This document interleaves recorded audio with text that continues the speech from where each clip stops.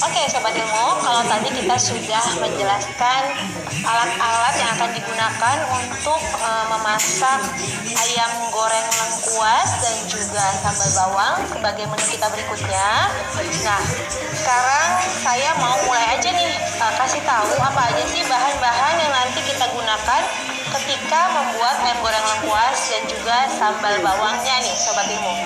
Sekarang saya mau mulai dulu dari bahan untuk ungkep ayam goreng lengkuasnya ya. Yang pertama tentunya ayam. Ini satu ekor ayam ukuran sedang, tapi dibelah 4 ya, potong 4 saja supaya ukurannya lebih besar.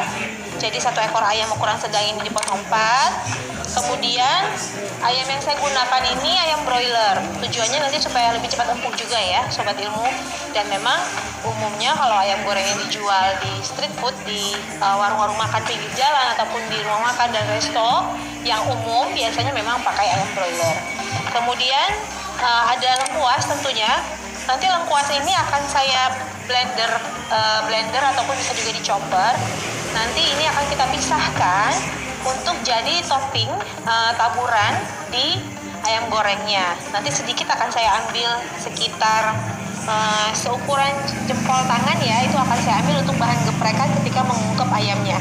Nah, kemudian saya siapkan juga ada bawang merah dan bawang putih untuk ungkepnya. Bawang merahnya sekitar 7 siung, bawang putihnya 5 siung. Lalu ada jahe seukuran jempol ya, ukuran sedang, satu ruas saja tapi ukurannya sedang seperti ini. Kemudian ada kunyit juga satu ruas, ukuran seperti ini.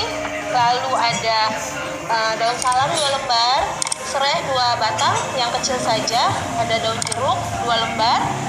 Kemudian juga saya siapkan air sekitar 400 ml. Kemudian nanti kita akan menumis bumbu yang sudah dihaluskan nanti untuk ungkepnya. Ini ada minyak goreng saya sediakan, tapi nanti nggak banyak dipakai karena memang untuk tumisan saja. Lalu yang berikutnya untuk bumbu sambal bawang. Sambal bawangnya itu saya pakai 100 gram bawang merah, kemudian ada bawang putih 5 siung, kemudian ada cabai rawit domba atau cabai rawit merah, ini sekitar 70 gram. Biasanya sih umumnya takaran antara bawang merah dan juga rawit merahnya itu sama. Jadi kalau 100 gram, rawitnya 100 gram. Tapi kali ini saya kurangin sedikit biar tidak terlalu pedas ya, Sobat Ilmu. Nanti untuk mempercantik tampilan ulekan si cabai rawit merahnya, saya pakai cabai merah besar seperti ini. Nanti ini mau dipotong-potong kasar sebelum akhirnya nanti diulek ya. Kemudian juga ada daun jeruk. Daun jeruknya ini saya pakai 3 lembar saja. Ini nanti sebenarnya cukup harum ketika bumbu cabenya ditumis. Jadi nanti cabenya 2 kali ya. Ketika masih berbentuk bulat seperti ini, masih belum dipotong-potong, saya akan tumis. Kemudian nanti diangkat, diulek, lalu kemudian ditumis lagi. Nah, tentunya untuk bahan-bahan ini, bumbu-bumbunya ketika diolah nggak lengkap tanpa adanya penyedap. Penyedapnya baik nanti diungkep maupun di sambal, saya pakai ada garam, gula pasir, dan bubuk kaldu. Saya pakai bubuk kaldu ayam. Sama untuk sambalnya juga pakai yang sama, sedikit gula pasir, terus garam dan kaldu, dan juga saya tambahkan terasi. Kalau terasi ini sebenarnya opsional ya, bisa iya dipakai, bisa juga enggak, tergantung selera. Cuma memang nanti warnanya ketika menggunakan terasi tidak akan secerah ketika tidak pakai terasi. Seperti itu, Sobat Ilmu. Nah, terakhir ini saya siapkan juga garnish. Jadi garnishnya sebenarnya lalap-lalapan ya. Nah, lalap-lalapan yang saya pakai di sini warna-warni. Jadi ada timun nanti dipotong-potong tipis, kemudian ada tomat, juga ada terong ungu.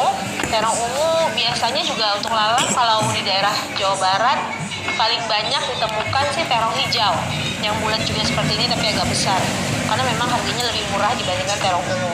Tapi kalau terong ungu ini, kalau kita lihat seperti ini tampilannya, dia jadi warna-warni kan ya Sobat Ilmu, jadi cantik. Ada selada, terus ada potongan timunnya juga kan nanti hijaunya hijau muda, jadi agak ada putihnya sedikit, jadi warna-warni sekali. Nah, jadi nanti prosesnya kita akan ungkep dulu ayamnya sampai matang.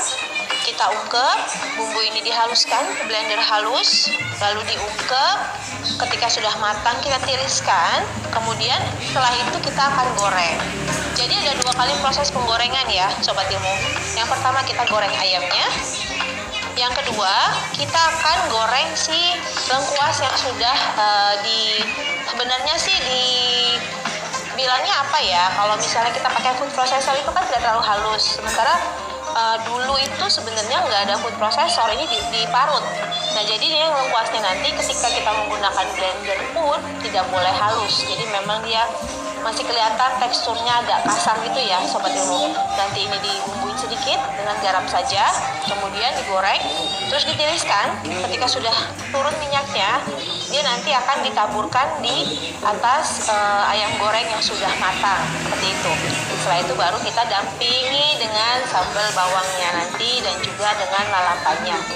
Oke Sobat Ilmu, tanpa menunggu lebih lama lagi, sekarang kita mau pisahin dulu bumbunya, karena sekarang yang kita mau proses adalah si ayam goreng lengkuasnya dulu. Jadi saya ungkep dulu, nanti baru saya goreng. Dan untuk sambal-sambalnya bahannya kita kesampingkan dulu. Oke, jangan kemana-mana ya Sobat Ilmu.